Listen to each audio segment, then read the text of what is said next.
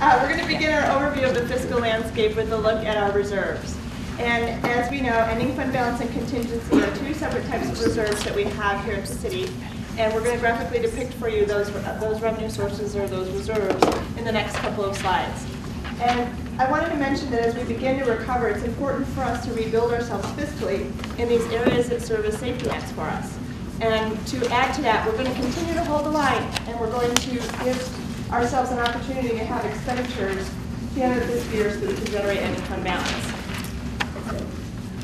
You guys can see that, I don't really see it in your way.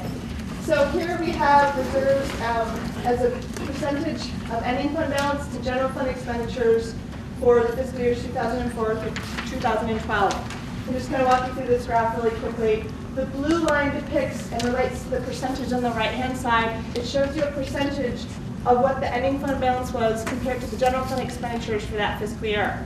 So, for example, in 2009, the percentage of ending fund balance was approximately 5% of the general fund expenditures for that fiscal year. You notice what happened in 2011. The horizontal line is a 4% depiction for where we want to have our ending fund balance and where we're statutorily required, or through Nevada Administrative Code, required to maintain a 4% ending fund balance. We budget that each fiscal year per that Nevada Administrative Code section. And that is a percentage of the prior year's ending fund balance, or prior year's general fund expenditures, rather. We dipped below that a little bit in 2011, as you might recall, which we can do. The problem is we just have to make up that in the next fiscal year when we begin the budgeting process again. Here we have a look at our contingency. That's a little different from ending fund balance, where it's a specific line item in the general fund. And so it's dedicated to serve as the city's contingency, or our safety net, or our savings account per se. And so it can become ending fund balance if we don't spend it, but you see that it's a different structure there. You can also see that given what we faced over the last couple of fiscal years, it's a good thing we've had it, because we needed to utilize that resource in fiscal years 10 and 11. What's important is that we look to have a goal, and as the city manager mentioned, we're looking to replenish or make more robust that contingency for the city. He mentioned a number of 16%. We are looking to initially lump up to, 60 days, or approximately 24 million. It's a lofty goal, but we think we can get there in the next couple of years if we are diligent. Ending fund balance, we're looking to do about, which was the previous slide, about 8.3%. And I wanted to mention that the 8.3% number is important because the Nevada Administrative Code also says that any amount over that is subject to negotiations for labor organizations. And the General Governmental Financial Officers Association actually recommends government entities have 16%. So there's a slight disconnect between what the GFOA says and what the State Administrative Code says. Now take a look at some revenues. You know, we've heard talk at lunch and earlier this morning about where our finances, where the region's finances are, particularly in regards to revenues.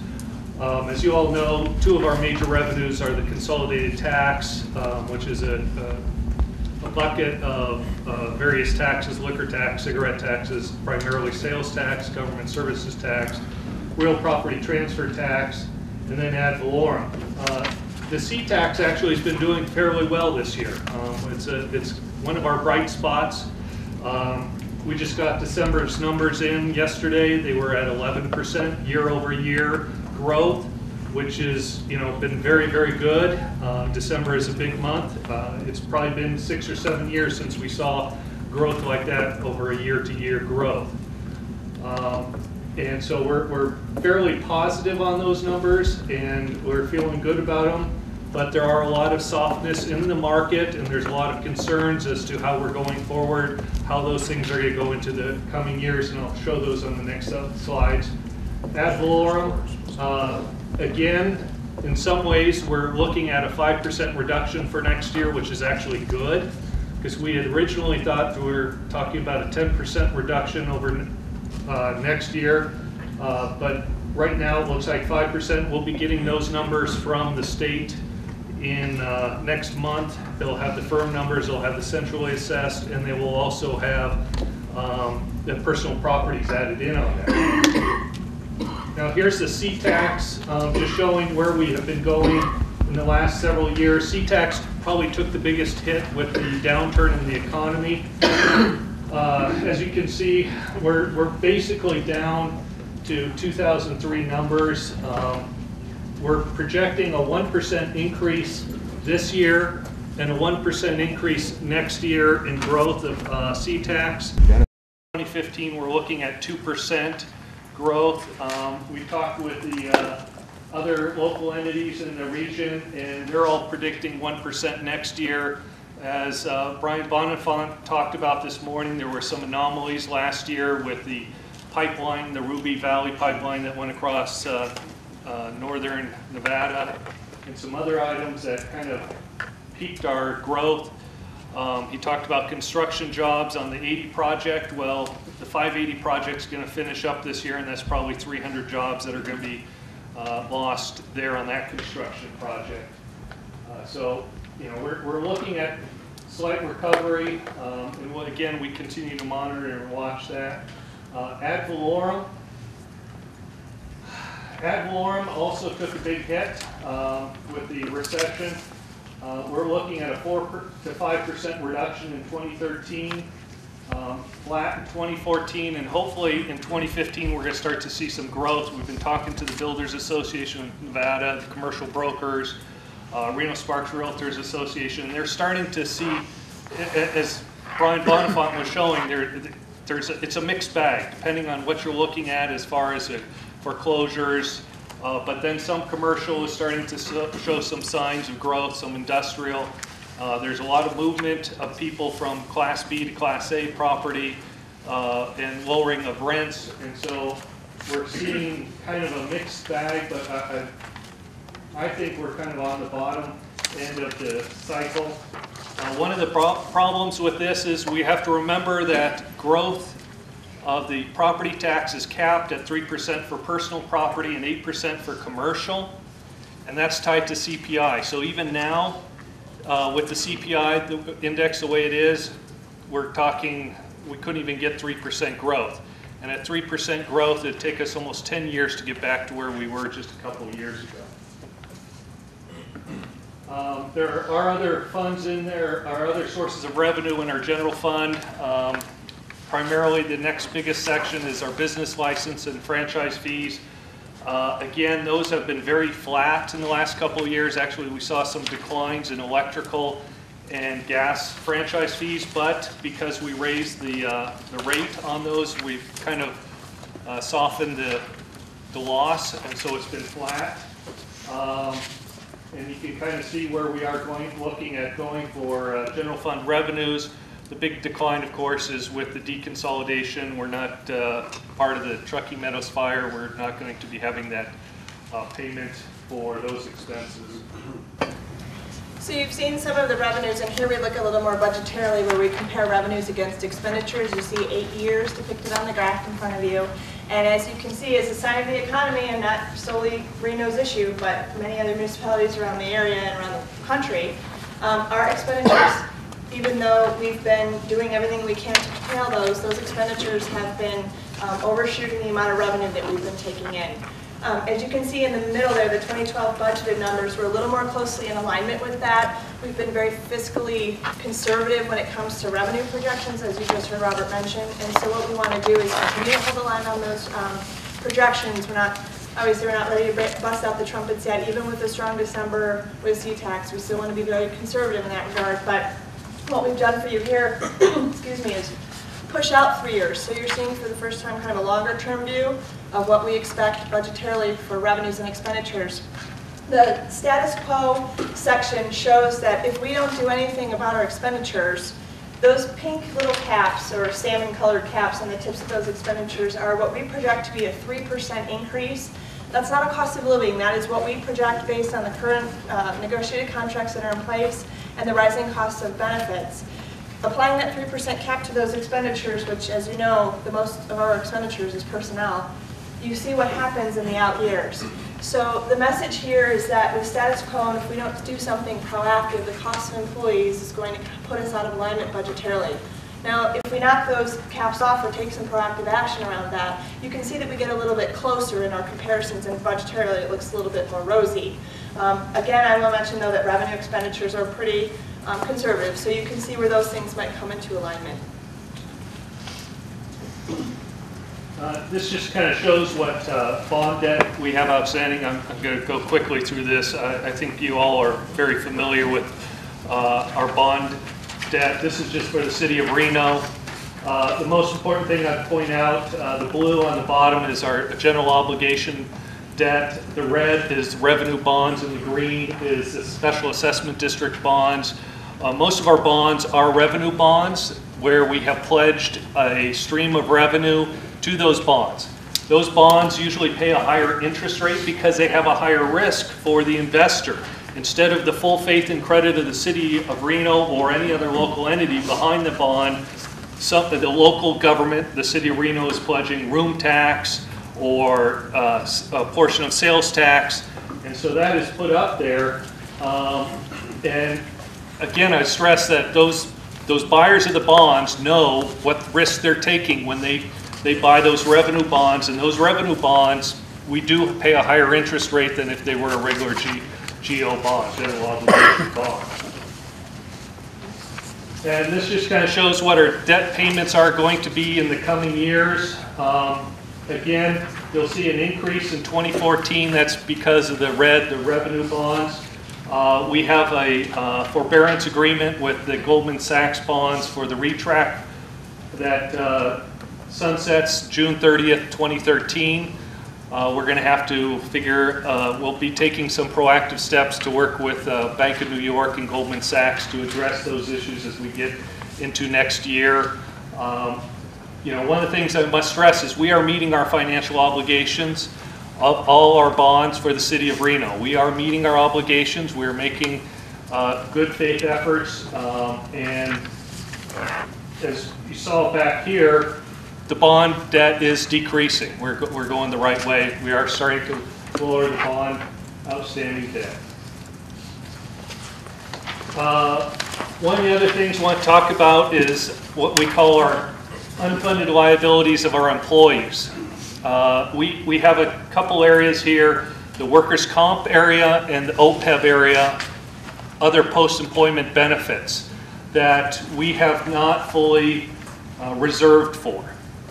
Workers' comp is about $36 million, and then OPEB, there's two components of other post-employment benefits. The most important one is the $51 million, which is the current accrual for employees.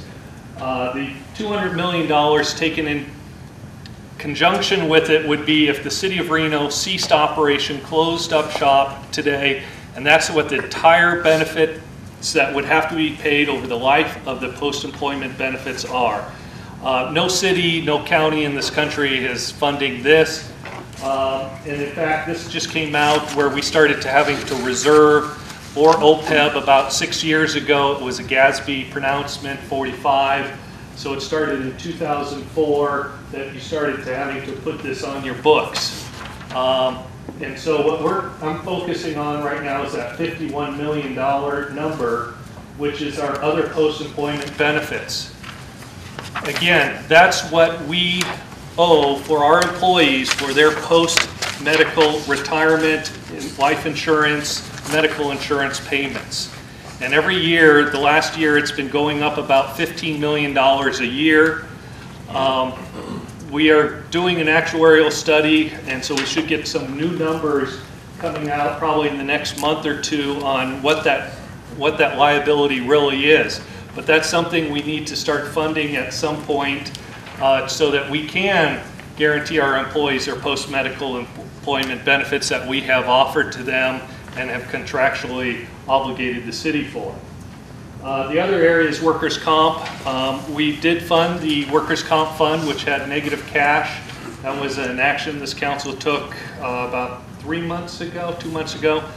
But this $36 million is the claims reserves and the incurred but not reported numbers of our workers' comp.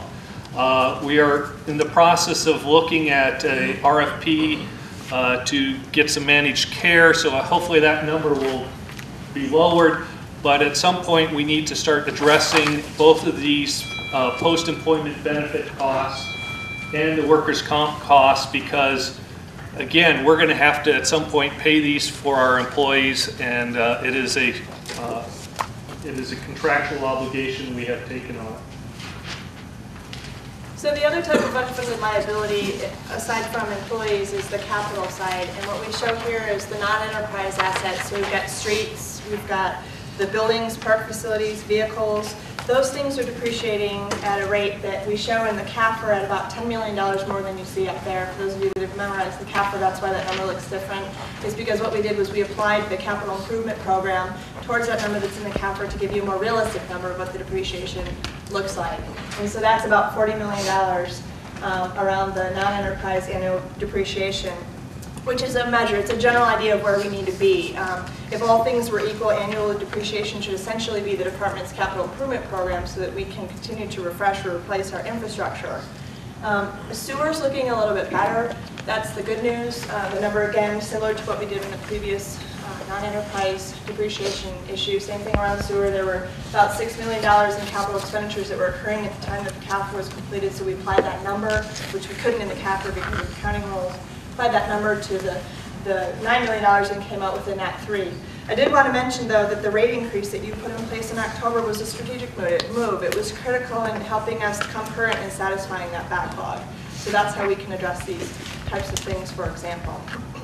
This is the last slide in our fiscal overview. And we're all very sad about that, but you just saw that we have some fiscal challenges. And I don't think they're insurmountable, but I do think that we need to take an all-hands approach on making sure that we come to a solution. Anybody got any questions? Yes, Ms. Rudden. Yeah, I guess a question for staff, because we did approve some new agreements with our bargaining units, and the city manager had mentioned that in his opening presentation. What groups did we get concessions from overall? Did we get, Renee, all the concessions from all of our bargaining groups? No. There are still Speak a little louder. Sorry, there are still 3 outstanding contracts. One is RAPG admin, which the city has been having ongoing discussions, and I think that we probably will be bringing something to council in closed session in the near future on that agreement. The other agreements that are not closed are Local 39, the supervisory unit, and the non-supervisory unit. And do we know what the increases were in both of those contracts, the average between step and COLA? There were no COLAs. In 39s? In any of the agreements, Okay. yeah. And the step increases, I don't know, Gayla, if you remember offhand what that number is. It's 5%, the step increase is 5%, but the good news is that we have an older, Stand up, please. I'm sorry, Speak louder. we have an older workforce, and so a lot of them were topped out. So we're probably looking at a couple $100,000 for step increases for Local 39. So, and we're talking 11, 12 numbers, correct? So Correct. there's no COLA in the 11, 12, or 39? No, there were no COLA. So we had, so the concessions, I just want to be clear here, the concessions, which group did we get concessions from? We got concessions from the IAFF, the RPPA, the RPSAE, the RFDAA, RAPG Pro, and that's it. Those are the groups. The IAFF, though, if we have layoffs, it's contingent, they would get theirs back, right? In the IAFF? Yes. Save for grant, that's correct. Yes, that's correct. So now, is that retroactive or is that just moving forward? From the time that the grant is either terminated or lost, it would be from that date forward. So but they wouldn't get anything back from the prior Correct. year? Correct. But moving forward, they would get it right back. Can I ask one more question? Yes, go ahead. Does staff have an estimate? I realize this was some time ago, but we did have the groups that gave quite a few concessions. Do we have dollar figures associated with those? For example, RPPA, IFF, the RPSNE. I know we have a matrix that depicts all of the concessions that were given across the units and the various types of those concessions. I don't know if we have, and maybe Renee or Gayla could answer, a dollar figure applied to that matrix. We do, but not, I don't have it here. We can get that to you. We can get it to you. And then what do we use those funds for? The different groups gave back. What pot was that put into those concessions that were given? I believe it was basically save jobs because it was used to balance the budget. I mean, it wasn't earmarked to anything special. If we go back to that revenue expenditure slide. You have to speak louder. I'm sorry, if we go back to the revenue expenditure slide, you would see the gaps in those years that we applied those savings towards because we had to do all of those mechanisms to try to meet that, to fill that gap. Yeah, and if we could get that information, the actual increase, because we had some groups that decreased, and then we have, and I think 39 is our largest. Am I correct on that? As far as representing employees? So what that cost was. Look at that. You can get that and furnish it to everybody. Absolutely. Okay, thank you. We'll do follow-up. Any other questions, Mr. Isaac? On this one, you're showing a $21 million drop in revenues between 2012 and 2013.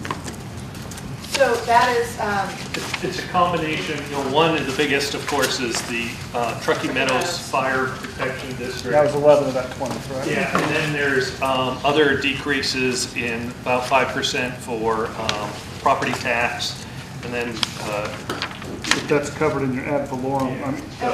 and it's worth mentioning that in the expenditure side, there is a slight increase in those ending fund balance and contingency numbers. So that shows a little bit of us trying to recover that. So that's another strategy that we talk about at the end of the day, what we need to do. But I'm seeing a $20 million drop, 21 million. 11 million for Truckee Meadows Fire. You're showing 2 million for ad valorem, 1 million for C-tax. That's 14 million. Where's the other 7 million? What do we lose on that for to have another 7 million? there are other grants, Yeah, most of it's in the grants. in the because federal those aren't grants. We can't, pre-budgeted. We augment the budget up as we receive those. And so what do we lose in those federal grants that were they ongoing programs or programs that just aren't happening anymore? we don't budget the Yeah. federal grants until we get them because we can't budget for something we don't know we're going to get. They're the various programs. There's fire grants. There's some CD. It's not CDBG, but it's all the police grants. Yeah. And we don't budget those up front. We wait until we get into the new year, and that's when we bring back the augmentations to you, and that's $2 or $3 million worth of grants. So then is this graph correct? This just doesn't, because all the other years prior to this show the grants, and this one doesn't show grants that we're expecting to get that we're not getting, that we don't know yet. And we don't put the expense in either on the other side. So what we could do is we could project for you or put maybe a dashed line and show you maybe with those grants incorporated what that would look. But I think the big message here for us was to take out the Truckee Meadows Fire component and then show you the expenditure growth over those 3 out years. Right, and those two are off, but I'm just wondering, what's the other big chunk? So then there's 2 million for federal grants, that still leaves $5 million. What are we losing there? There were state grants, federal grants. We can pull together a list. Yeah, we can pull a list We'll get a together. list together for that. Because I have all. Is that going to be 5 million more? Or are we just missing Should be. something? Yeah, it should all Should be. come out. No. So 7 million of that is grants. Well, I know 3 million of that is grants, without a doubt. I don't know what the other is, but.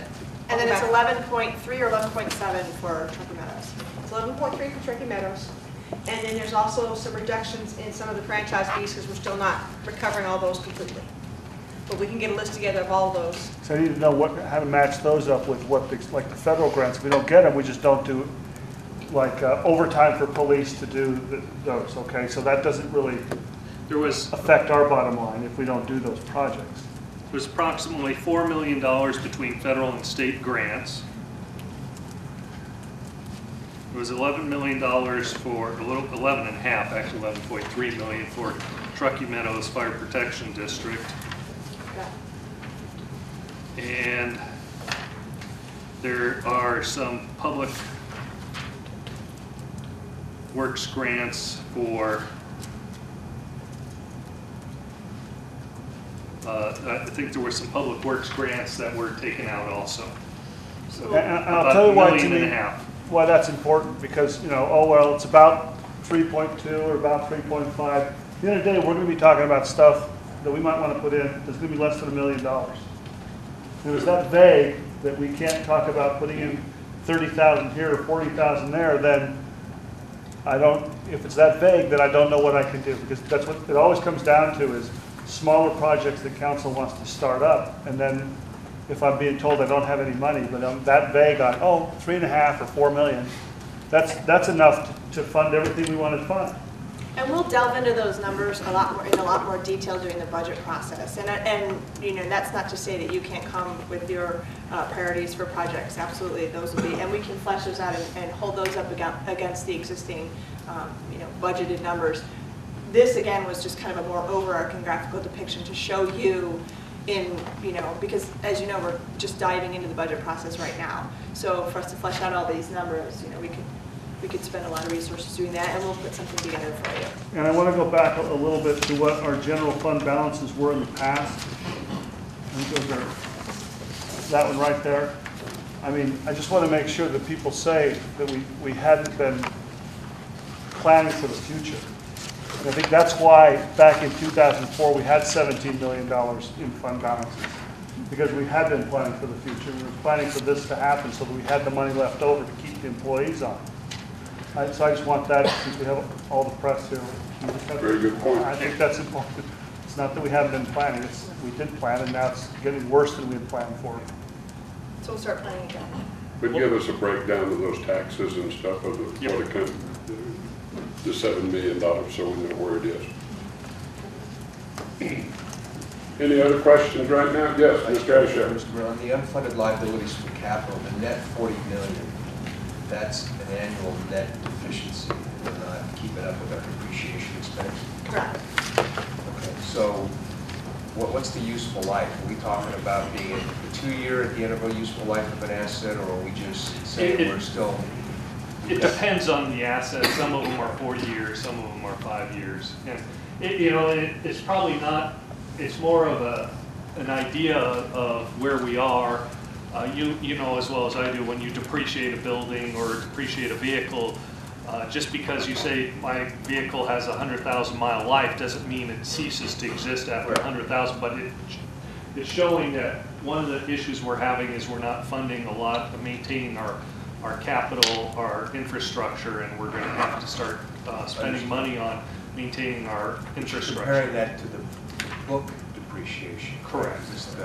This is the book compared to the book. Any other questions? All right.